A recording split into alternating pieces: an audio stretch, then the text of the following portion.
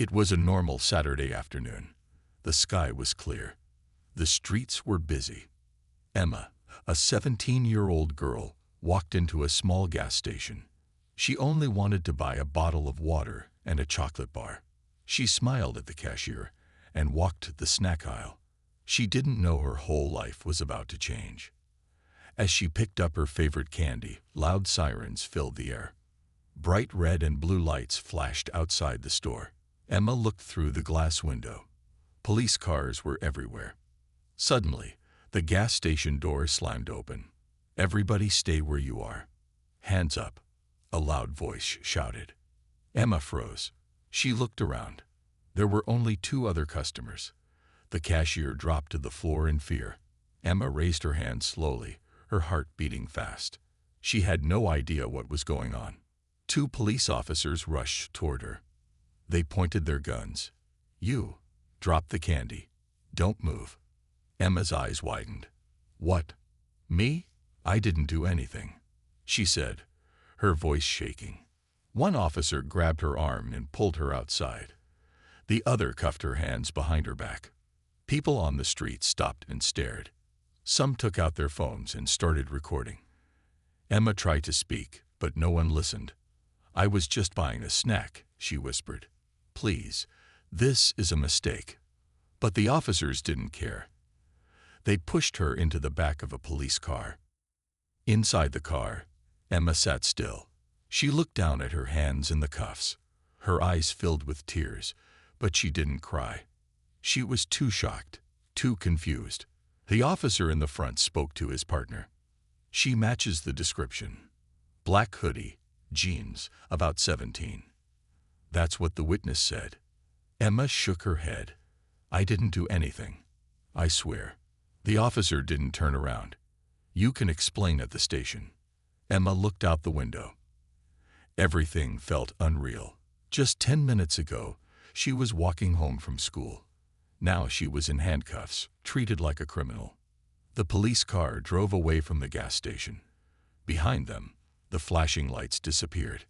At the police station, Emma was taken to a small room with a metal table and two chairs. She sat down quietly. Her hands were still cuffed. A new officer walked in. He looked younger than the others. He sat across from her and opened a file. "What's your name?" he asked. "Emma Jameson," she replied. He wrote it down. "Age? 17. The officer looked at her face for a moment. Something about her name seemed familiar, but he didn't say anything. "We brought you in because there was a robbery at that gas station," he said. "Someone said the thief wore a black hoodie and jeans." Emma stared at him. "That could be anyone. I wasn't even near the robbery. I just walked in to buy something." The officer sighed. "We're checking the CCTV footage. If you're innocent, you'll be free to go." Emma looked him in the eyes. "Can I please call my dad?" He hesitated. "Later." She sat back in the chair, angry now. Not loud or rude, just quiet and strong. "My dad will come," she said softly. "And you'll all regret this." The officer raised an eyebrow but said nothing. Outside the room, two officers watched the blurry CCTV video. A figure in a black hoodie could be seen taking money from the counter, but the face was not clear. Still, they convinced themselves it was Emma. "She fits," one of them said. "Close enough." But she didn't run. She was calm, the younger officer replied. "Doesn't feel right." The older officer laughed. "Let's just wait. She's not going anywhere." Back in the room, Emma waited. Minutes felt like hours. No one talked to her. No one cared to ask real questions. But inside, she wasn't scared anymore.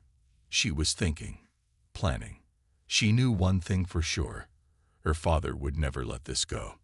And when he arrives, everything will change. Emma sat in the cold room. Her hands were still cuffed. The light above her buzzed quietly. Time felt slow, like the world had forgotten her. Nobody came for a long time. No food, no water, no phone call. Just silence. She stared at the wall, trying not to cry. She wasn't weak. She was angry. Finally, the door opened. A tall officer with a serious face stepped in. He placed a file on the table and sat across from her. His voice was cold, still not ready to talk. Emma looked at him calmly. "I already told you. I was buying snacks." "You matched the description," he said. "That's enough for us to hold you." Emma leaned forward. "Can I call my father now?" The officer shook his head. "Not yet." Emma sat back.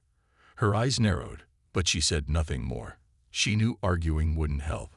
She wasn't going to give them anything. Not her fear. Not her panic. Nothing. Outside the room, the younger officer from earlier was standing by a computer. He had Emma's ID in his hand. Something about her last name still bothered him.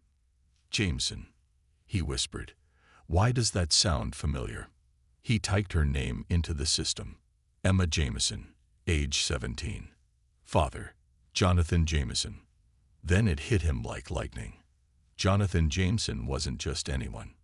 He was a high-ranking internal affairs officer, the man who oversaw police investigations. He had the power to fire, suspend, or expose corrupt cops, and he was known for being strict and fearless. The young officer's face turned pale. He rushed to the senior officer's desk. "Sir, you need to see this." But the senior officer didn't care. "It doesn't matter who her father is. We got a match. Let's keep her in holding for the night." She didn't even run. "There's no weapon. No money on her. The CCTV is too blurry." "Sir, we're making a big mistake." The senior officer stared at him. "You questioning my orders?" The young man stayed quiet. Back in the small room, Emma waited. She remembered what her father had taught her. Never lose control. They want fear. Give them silence. So that's what she did. She sat in that chair for hours, saying nothing. Her face was calm, but her mind was sharp. One officer came in and offered her a bottle of water. She took it quietly, nodded, and drank. She didn't beg. She didn't plead. They didn't know who they were messing with. In the hallway, two officers were joking. "Another rich kid in cuffs. Probably thinks Daddy's gonna save her. She'll cry soon. They always do." But Emma didn't cry. Inside, she was thinking about her father. He always answered her calls, always protected her. He taught her never to be afraid of people who abused their power. And she knew, once he found out what was happening, this police station would shake. Finally, the young officer made a decision. He returned to the room where Emma was sitting. "I'm Officer Collins," he said gently. "I'm sorry you're going through this." Emma looked at him but said nothing. "I checked your ID. Your father. He's Jonathan Jameson, right?" Emma gave a small nod. Officer Collins swallowed hard. "I think we made a mistake. I'm going to fix it." Emma looked into his eyes. "Thank you. But please, just let him know I'm here." Collins stepped out and picked up the phone. He hesitated for a second, then dialed the number on file. A deep voice answered. "This is Jonathan Jameson." "Sir, this is Officer Collins from the 8th Precinct. I think your daughter has been brought in by mistake." There was silence on the line. Then the voice turned cold.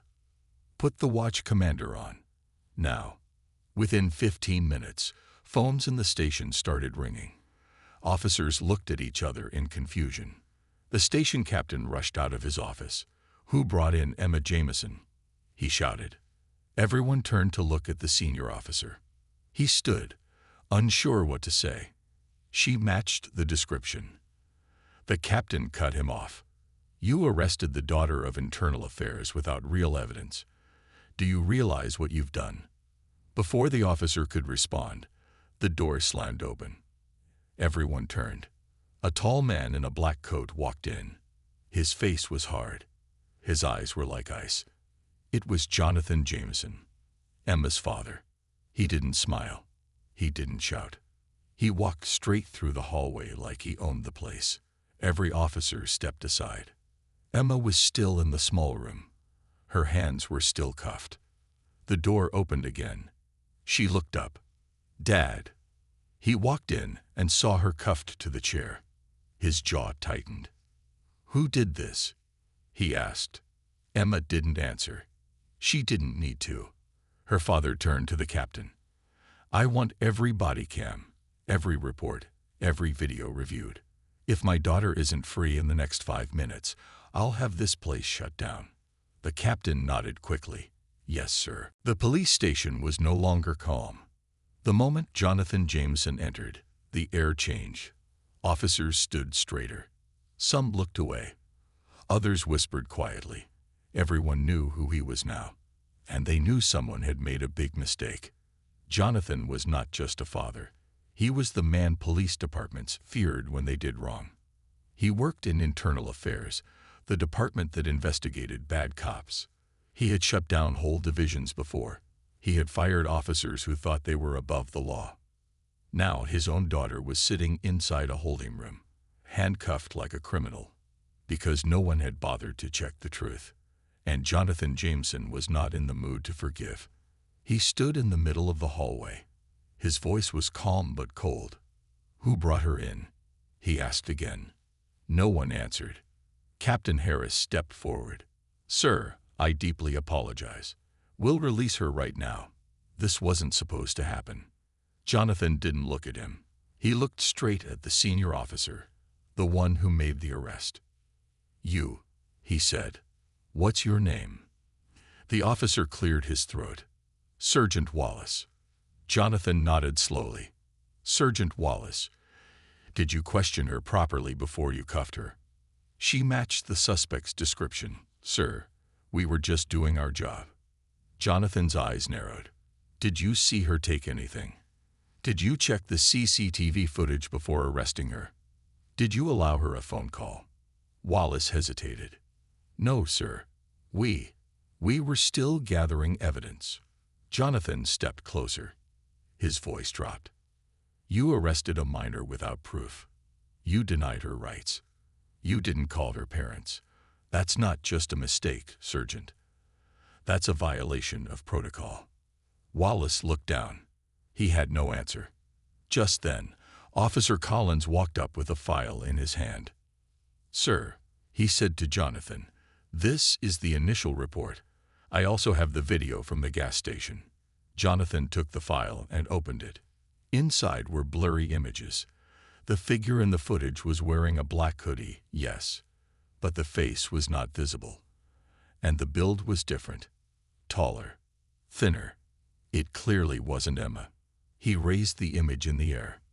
"This is your reason for arresting my daughter." No one spoke. Jonathan's face grew colder. "I want all body cam footage from the arrest. Every report. Every officer involved listed with badge numbers." Captain Harris stepped forward. "Mr. Jameson, we can handle this internally." "No," Jonathan interrupted. "You had your chance." At that moment, another officer came running in. "Sir, the video from the store just uploaded. The actual thief was caught on a security camera across the street. It's not her. It's a man in his 20s. Jonathan looked straight at Wallace. "So, not only did you arrest the wrong person, you let the real criminal escape." Wallace's face turned red. He had no words. Inside the holding room, Emma sat quietly, listening through the open door. She could hear her father's voice. She smiled a little. He was here, and now everything was different. A few minutes later, Jonathan walked in. He didn't say anything at first. He just looked at her, his eyes soft now. "I'm sorry you had to go through this," he said. Emma stood up. Her hands were finally free. She walked into his arms and hugged him tightly. "You taught me to stay calm," she whispered. "I remembered that." Jonathan held her close. Then he looked at Officer Collins, who had followed him in. "Thank you," he said. Collins nodded. "She didn't deserve this. I just did what I thought was right." Jonathan looked around the station one last time. Then he spoke loudly so everyone could hear. "This isn't over. Everyone involved will face consequences. I promise you that." Later that night, news began to spread online. Someone had uploaded a video of Emma being handcuffed at the gas station. The video showed her confused face, the fear in her eyes, the way she was treated like a criminal without evidence. Thousands of people watched it. Comments flooded in. "This is so wrong. She didn't even resist. Where's her family? Someone needs to help her." Then another video appeared, this time of Jonathan walking into the police station like a storm. People started calling him the dad who took on the system. By midnight, the story had gone viral. At the police station, Captain Harris sat in his office, stressed. "We need to control this," he told his staff. "Public trust is going down fast. We need to make it right." But it was too late. The damage was done. And the officer who started it all, Sergeant Wallace, sat alone in a back room, head in hands. He now understood. He had arrested the wrong girl. He had ignored her voice. He had laughed when she asked for her father. And now, that father was going to bring justice not just for Emma, but for every innocent person who had ever been treated like a suspect just because they fit the description. The next morning, the entire city was buzzing with one story. High-ranking police officer's daughter falsely arrested. The girl who stayed silent. The father who spoke for justice. News channels ran the story nonstop. Social media was flooded with videos, comments, and angry posts. Some praised Emma's calm strength. Others called out the police for careless actions. But behind the headlines, something darker was happening. Jonathan Jameson sat at his home office reviewing files. His eyes were focused, his face serious. He was not just angry. He was on a mission. This wasn't just about his daughter anymore. It was about a broken system. And he had seen too many people suffer because of lazy, careless, or biased officers. He picked up his phone and called the mayor's office. "I need full access to body cam footage from the 8th precinct," he said. "Every minute from yesterday. And I want names of every officer who approved that arrest." "Yes, Mr. Jameson. Right away," the assistant replied. Emma sat in the living room, quiet. Her hands were wrapped around a cup of tea. She looked out the window, but her mind was far away. She could still feel the cold cuffs on her wrists, still hear the officer shouting at her, still see the people watching her like she had done something wrong. Her mother sat beside her. "You were so brave," she whispered. Emma didn't answer. She wasn't feeling brave. She was feeling something deeper, something harder. She wanted justice. At the police station, Officer Collins arrived early. He walked through the hallway, eyes low. Some officers nodded at him. Others ignored him. He had broken the silence yesterday, told the truth when no one else did. Now things felt different, tense. He walked past Sergeant Wallace's desk. It was empty. "Where's Wallace?"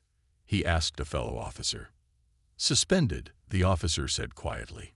Internal Affairs stepped in. "His badge and gun were taken this morning." Collins nodded. A small part of him felt relief. But then he heard something strange. He's not the only one. They're looking into 3 other arrests he made last month. Same pattern. Young suspects. Weak evidence.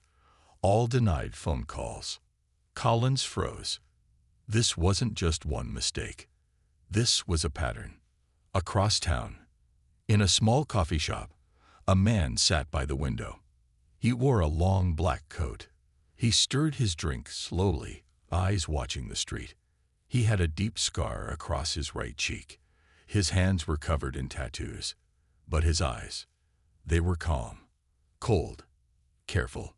He was watching the news on his phone. He saw Emma's face. He saw Jonathan Jameson standing in the police station. And he smiled. "Interesting," he whispered. He reached into his coat and pulled out a phone. "Yeah," he said into the receiver. "Change of plans. That Jameson guy, he's gonna be a problem. And the girl, she's got fire. I like that. But fire can be dangerous." He ended the call. Outside, the sky grew cloudy. That afternoon, Jonathan walked into City Hall with a folder full of papers. He was met by city officials, lawyers, and high-ranking officers. They sat in a large conference room. Cameras were set up to record everything. Jonathan placed the folder on the table. "These," he said, "are reports of false arrests from the 8th Precinct. Most were never investigated. Some were buried." He pointed to a chart. Sergeant Wallace handled more than half of them. Gasps filled the room. "This is not just about my daughter," Jonathan continued. "This is about a system that lets people in power act without thinking, without caring." One of the council members asked, "What do you want us to do?" Jonathan looked straight into the camera. "I want every arrest made by Wallace reviewed. I want every victim contacted. And I want every officer who looked the other way held responsible." The room fell silent. Then one voice spoke from the back. "You've made some enemies, Mr. Jameson." Jonathan turned his head slowly. "Let them come." That night, Emma was upstairs in her room, lying on her bed. Her phone buzzed. It was a message from an unknown number. "Careful what your father digs up. Some things are better left buried." She sat up straight. Her heart skipped a beat. Then another message followed. A picture of her, from today, leaving school. She dropped the phone. "Mom, Dad." Jonathan came rushing in. Emma showed him the phone.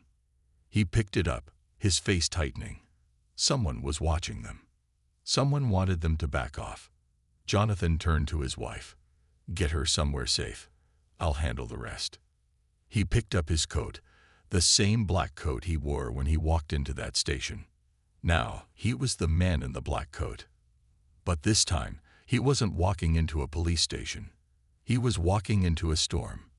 Because someone was trying to scare his family, and he was going to find out who. Jonathan Jameson stood by the window of his home office. Outside, it was dark and raining. Inside, his mind was racing. He held Emma's phone tightly in his hand. The photo she received, taken secretly as she walked out of school, still sat on the screen. The message was clear. "Stop digging, or your daughter will pay." He had seen threats before, but never like this. Never toward his own child. He picked up another phone, a secure one, used only for special contacts. He dialed a number. A deep voice answered. "Jameson. I need surveillance," Jonathan said. "Now. My house. My daughter's school. Anyone around her. I want faces. I want names." "Understood." He ended the call. His wife entered the room quietly. "Should we call the police?" she asked, worried. Jonathan shook his head. "They are the police," he said. "And some of them don't want this case opened. We can't trust everyone." Meanwhile, at a hidden location across the city, the man in the black coat sat in a dark room, watching security screens. Multiple monitors showed street cameras, city corners, and even the outside of Emma's school. He sipped his coffee slowly. A younger man beside him looked nervous. "Was it smart to send her that message?" he asked. The man in the coat didn't turn his head. It was a warning. "Jameson is getting too close. He's digging into files that should have stayed buried." The younger man whispered, "But what if he finds it? What happened back then?" The older man leaned back in his chair. "Then we make sure no one's left to talk about it." The next morning, Emma was moved to a safe house outside the city, guarded by 2 private security men. The place was quiet, surrounded by tall trees. It had no Wi-Fi, no neighbors, and no connection to her phone. She didn't like being hidden. She wanted to help, but her father had made it clear. "Let me handle this. I'll find out who did this to you, and why." Back at his home, Jonathan opened an old locked drawer. Inside were files from 10 years ago, old cases he had once tried to investigate, but was told to drop. Now those files were useful again. He opened one labeled Operation Blue Shield, Internal Review, 2015. There, he saw it. Sergeant Wallace's name. Connected to a secret investigation. A group of officers accused of planting false evidence.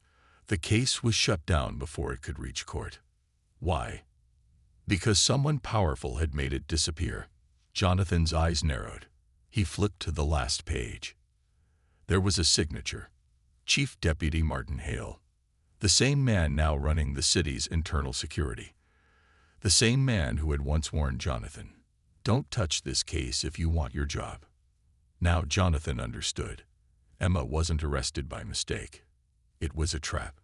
A message. Someone wanted to remind him what happened last time he asked too many questions. But this time, it was personal. That night, Jonathan drove across the city alone. He wore his black coat again. Inside his pocket were files. Old files. Dangerous ones. He arrived at a small bar on the edge of town. It looked empty from outside, but inside was someone he needed to see. At the back, sitting alone, was a man named Derek Boone, a former cop who had worked under Wallace. He had quit years ago, right after the old case was shut down. Jonathan sat across from him. "I need the truth," he said. Derek looked around nervously. "I shouldn't talk to you." "They threatened my daughter," Jonathan said. "You were there. You saw what happened back then. Help me fix it." Derek leaned in close. They were running a side operation, arresting young people, mostly poor, mostly black, blaming them for unsolved crimes just to close cases. They got promotions for it. Wallace was their muscle. Hale gave the orders. Jonathan clenched his jaw. "Why didn't you speak up?" "I tried," Derek said. "They warned me. Then they ruined me. I lost everything. They made it look like I was stealing from the evidence room. I was scared, man." Jonathan pulled out the file and placed it on the table. "Don't be scared anymore. Help me. Testify. Tell the world." Derek looked at him for a long time. Then he slowly nodded. "I'll do it." Back at the surveillance room, the man in the black coat was watching traffic footage when he saw it. Jonathan Jameson entering that bar. He leaned forward. So, he found Derek Boone. He turned to his assistant. "Send a message. One more warning." Later that night, Jonathan drove back home. It was raining hard. His wipers moved fast. He kept checking his mirrors. Something didn't feel right. He was being followed. A black SUV had been behind him for 10 minutes. No turn signals. No pass. He pulled into a parking lot. The SUV pulled in too. Jonathan stepped out of his car slowly. Rain hit his shoulders. The SUV door opened. A man stepped out, dressed in black, face hidden. He didn't speak. He just handed Jonathan a small envelope. Then he got back into the SUV and drove away. Jonathan opened the envelope. Inside was a photo. It was Emma, sitting in the safe house, reading a book. It had been taken just hours ago. Jonathan stared at the image, heart pounding. Whoever these people were, they knew everything. But they had made one mistake. They messed with the wrong father. Jonathan Jameson stared at the photo in his hands. His daughter, Emma, sitting in a house that was supposed to be safe. And yet, someone had gotten close enough to take a picture without being seen. That wasn't just a threat. That was a challenge. They were daring him to continue. And Jonathan had made his decision. He wasn't going to run. He wasn't going to hide. He was going to fight back, not just for Emma, but for every young person who had been silenced, blamed, or broken by this system. This time, he would be the storm. The next morning, Jonathan called an old friend. Her name was Sabrina Cho, an investigative journalist with a reputation for exposing dirty secrets. She had once taken down a corrupt mayor, and her stories often started movements. "I have something big," he told her. She met him in a quiet corner of a cafe, carrying only her recorder and notepad. "Tell me everything," she said. Jonathan handed her the file with the old case, the Wallace arrests, the missing reports, the hidden connection to Chief Deputy Martin Hale. She flipped through the pages, her face tightening. "Why now?" she asked. They crossed the line, Jonathan replied. They targeted my daughter. Sabrina's eyes flashed with fire. Then let's take them down. At the safe house, Emma was growing restless. She didn't like being locked away. She wanted to go to school. She wanted to walk outside. But she understood why her father was being careful. Still, something felt off today. One of the security guards, the younger one, kept checking his phone. His hands were shaking. He looked nervous. Emma noticed everything. She quietly picked up her own phone and texted her father.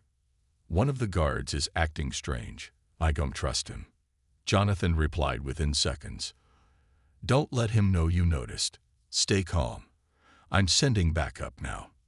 Meanwhile, in the city, Sabrina's article was almost finished. She was typing fast, her fingers racing. Title: Buried Truths.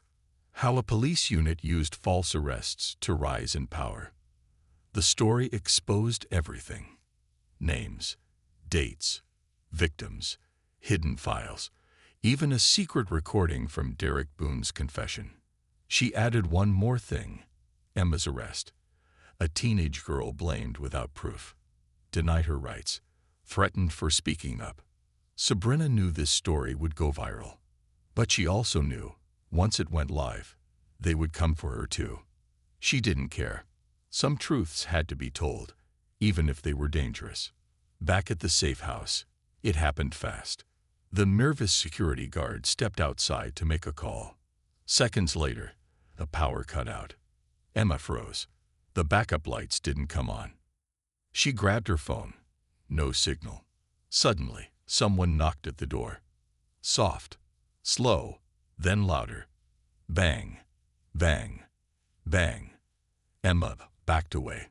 The second guard, the older one, pulled out his weapon and told her to hide. Stay quiet, he said. Go to the back room. Lock the door. Emma ran. She crouched behind a wooden shelf and waited. Gunshots echoed from the front of the house. A crash. A scream. Then, silence. Emma's heart pounded like a drum. Was the guard alive? Was the other man inside? She held her breath. Footsteps moved down the hallway. Slow, careful, getting closer. She picked up a heavy lamp beside her. If someone opened the door, she would fight. But just before the knob turned, boom, a loud bang came from the front of the house. Then another. And then, silence again. The door opened slowly. Emma raised the lamp. Emma, it's me, a voice whispered. She froze. It was her father. Jonathan had arrived just in time. He took her hand and led her out. The house was a mess. One guard was bleeding but alive. The other, the nervous one, was gone. Jonathan turned to Emma. Are you okay? Emma nodded. Yes. But who were they? Jonathan didn't answer. Instead, he pulled out his phone. Sabrina, he said, release the article. Right now. Within minutes, the story exploded online. News outlets picked it up. Social media blew up. Hashtags trended. Hashtag Justice for Emma. Hashtag Expose the Blue Shield. Hashtag Fire Hallow. People were shocked, angry, ready to protest. Old victims of Wallace came forward, sharing their own stories. The mayor called for an emergency meeting, and Martin Hale, the man behind the operation, finally spoke. On camera, he called the story a pack of lies. But it was too late. Jonathan had already released audio recordings, witness statements, and proof that Hale knew everything. He was finished. That night, Jonathan sat with Emma. You did good, he said. You stayed strong. Emma smiled weakly. But they're still out there, she whispered. That man in the black coat. He's not finished. Jonathan nodded. I know. He stood up and looked out the window into the night. They wanted war, he said. Now, they have won. The city was no longer quiet. Protesters stood outside the police headquarters, holding signs that read, "Justice for the innocent. No more lies. End the abuse of power." The streets echoed with chants. Reporters surrounded City Hall. News vans filled the parking lots. Everywhere, people were talking about the article, about Emma, Wallace, and the man who once controlled the police from behind closed doors, Martin Hale. Inside her room, Emma watched the news with wide eyes. Her story had reached millions. Her name was on every screen. But she wasn't smiling. She still remembered the cold floor of the jail cell, the fear in her chest, the way they had looked at her, like she was nothing. This wasn't just about her anymore. It was about everyone who had been silenced. And now, the world was listening. The fall of Martin Hale. Inside the mayor's office, Martin Hale sat in a black suit, his face hard. "I will not resign," he said to the press. "I've served this city for 20 years. These are false claims made by people trying to ruin me." But the reporters weren't buying it. One by one, victims of the old arrests stepped forward. One boy, now a man, spoke through tears. "I was only 15 when Wallace blamed me for a robbery I didn't commit. My mom begged for help. No one listened. A woman followed. They planted drugs in my car. I lost my job. My daughter still has nightmares." The mayor stepped forward at last. "Enough," she said. "We have heard enough. Martin Hale, you are under internal investigation. Effective immediately, you are suspended." Martin's eyes burned with rage. But the cameras caught something else too. Fear. His power was slipping away. The man in the black coat. Far from the city, in an old apartment above a bar, the man in the black coat watched it all unfold on television. He sipped whiskey, his fingers tapping the glass. He had worked with Hale for years, cleaning up problems, silencing witnesses, hiding evidence. But now everything was exposed. He turned off the TV and picked up a phone. A voice answered. "It's over," he said. "No," the voice replied. "Not until Jonathan Jameson is taken care of." The man in the coat said nothing. But deep down he knew. This wasn't about power anymore. This was personal. Jonathan's plan. Jonathan wasn't finished either. He met with city lawyers, civil rights leaders, and Sabrina the journalist. "We don't just want Hale to fall," Jonathan said. "We want change. Real change." He proposed a new program, a full review of every arrest from the past 10 years. Independent eyes. Real justice. He also demanded new training for all police officers to stop arrests without proof and protect people's rights, especially youth and minorities. The mayor agreed. "This city is broken," she said, "but maybe this time we can fix it. Danger still lurks." But while the city moved toward change, danger was still near. One night, as Jonathan drove home, a dark car followed him again. He didn't stop. He drove straight to the police department and walked inside. "If you want to follow me," he said aloud, "come do it in front of cameras." The car sped away, but it wasn't over. Not yet. 1 year had passed since the city changed. 1 year since the arrest. 1 year since the lies were exposed. 1 year since a teenage girl's courage helped tear down a wall of silence. Emma Jameson was no longer the girl falsely accused. Now she was a symbol of hope. Life after the storm. Emma sat in her new school auditorium. This time, she was not just a student. She was the guest speaker. Around her sat hundreds of young people, some from rich homes, some from poor neighborhoods. Black, white, brown, all colors, all voices. They had come to hear her. Her story had reached classrooms, newspapers, and even books. A law had been named after her, the Emma Law, protecting the rights of students all over the country. But today, she wasn't here to talk about laws or awards. She was here to talk about what came after. Her speech. Emma stepped to the microphone.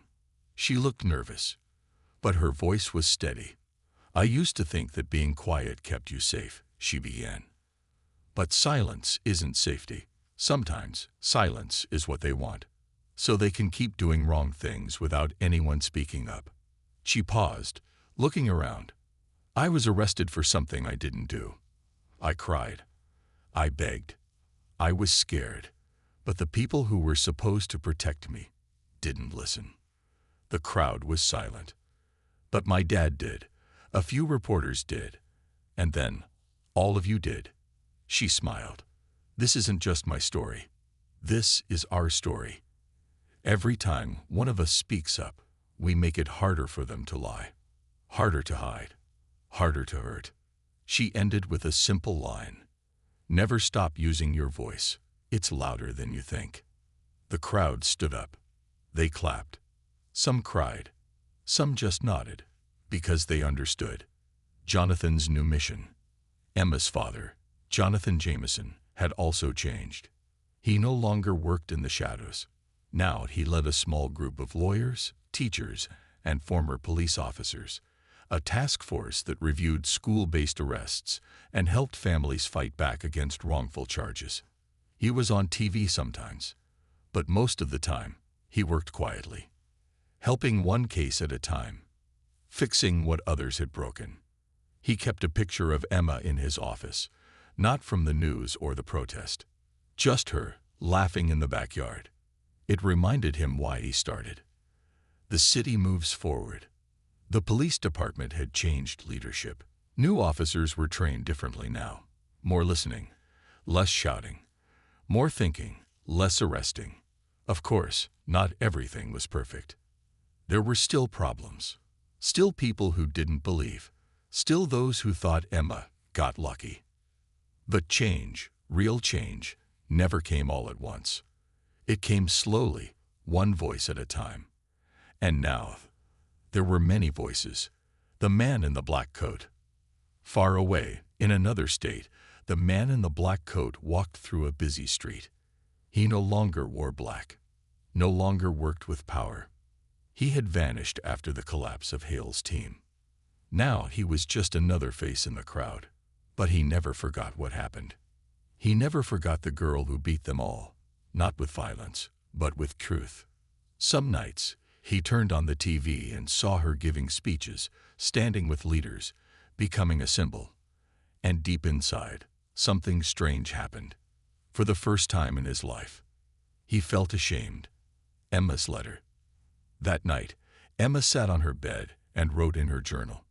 But this time, she wrote a letter. To herself.